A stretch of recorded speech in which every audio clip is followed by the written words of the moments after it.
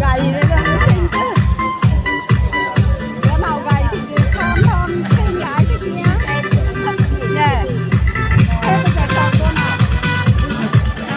Gà đẹp chọn cô nào? Vâng, kính thưa quý vị, trên sân khấu lúc này là thuyền viên của 15 thí sinh tham gia hội thi hôm nay. Các cô gái là những bông hoa xinh đẹp, rạng rỡ nhất, họ đã vượt qua vòng sơ khảo tại địa phương và xuất sắc có mặt tại vòng chung kết hôm nay. Chúng ta hãy dành một tràng pháo tay thật lớn để cùng với các thi đẹp chúng ta được không ạ?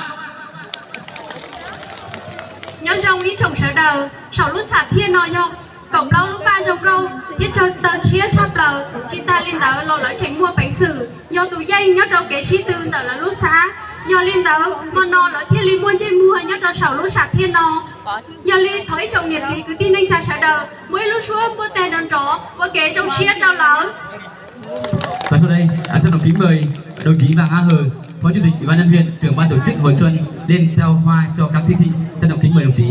Chúng tí nó thọ chơi, giờ lo và hơi sánh va, tụi thấy cho lúc chia bên nhau trong nó, lo sáu lúc sáng thiên nó, mua ba của kế trong chia cho bé chọn xài, thọ chơi giờ lo.